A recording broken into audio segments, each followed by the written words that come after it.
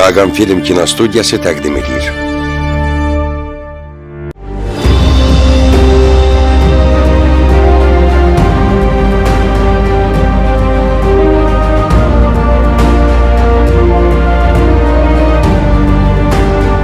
Vətən ətirli oğullar.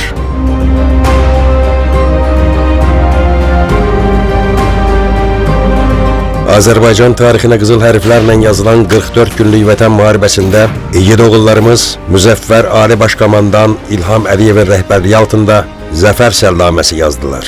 30 il düşmənin soyuq nəzərləri altında sıxılan torpaqlarımız işğaldan azad olundu.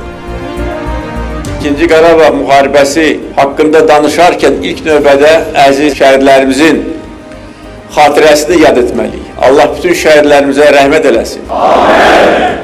Onların canı bahasına, qazilərimizin, hərbçilərimizin qanı bahasına biz tarixi ədaləti bərpa etdik, düşməni öz torpaqlarımızdan qovduq, bütün azad edilmiş torpaqlarda Azərbaycan bayrağını ucaltdıq, tarixi ədaləti bərpa etdik və milli qürurumuzu bərpa etdik. Eşq olsun Azərbaycan ordusuna, Qarabağ Azərbaycandır!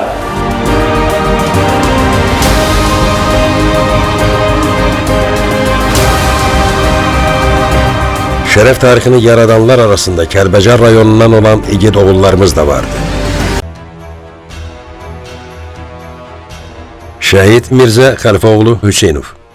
Hüseynov Mirzə Xəlifəoğlu 03 aprel 1991-ci ildə Kəlbəcər rayonunun Çayqovşan kəndində anadan olub. 11 illik orta təhsilini başa vurandan sonra həqiqi hərbi xidmətə çağırılıb. Hərbi xidmətdə olduğu müddətdə də xüsusi xidməti ilə fərqlənib. 27 sentyabr 2020-ci il tarixdən etibarən başlayan Azərbaycan ordusunun apardığı əks-hücum əməliyyatlarında Murovdağ istiqamətində gedən döyüşlərdə böyük şücaət göstərib.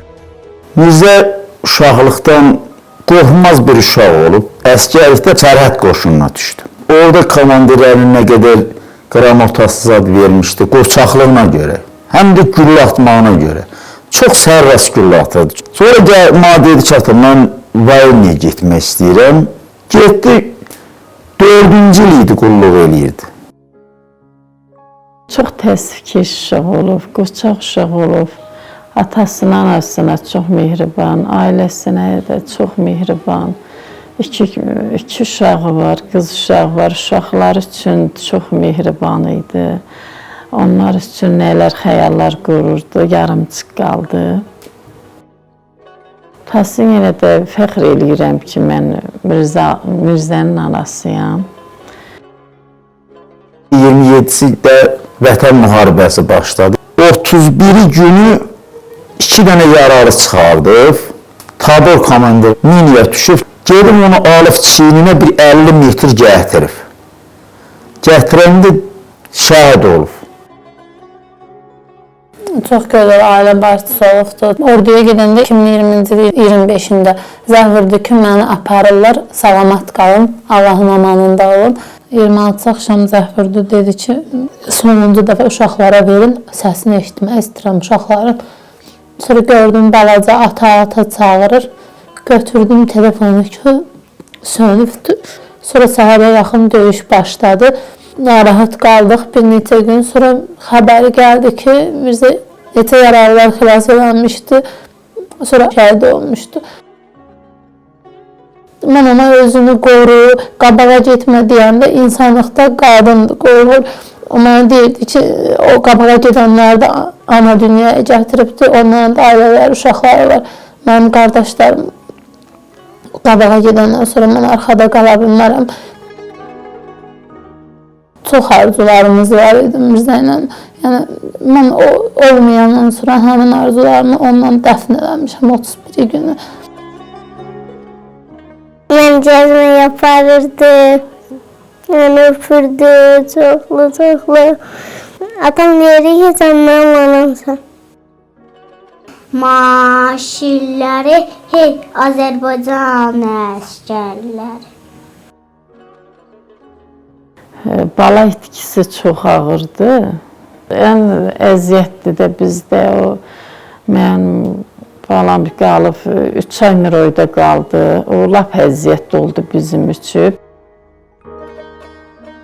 Çox zulümlər çəkdik 3 ay. 3 aydan sonra gətirdim. Şəhidlər xiyabanında dəfn elədik. Ağdamandan çıxanda rəhmətli hələ bələkdə idi. İməkləmirdi də valla. Bax, elə bələkdəki oğlanlarımız gəldi, bizi vətənə qaytardı. Allah onun hamısına rəhmət eləsin. Onlar silinməz bir tarix yazdılar. Nəsil dəyişə getsə də onlar da o nəslin ürəyində yaşayacaq. Allah hamısına rəhmət eləsin, bütün şəhidlərimizə.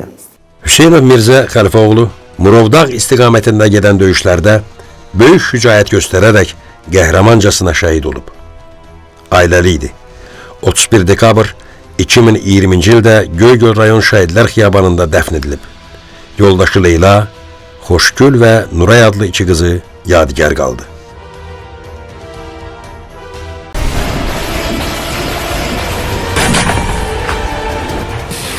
Azərbaycan tarixinə 44 günlük zəfər savaşını onlar yazdılar.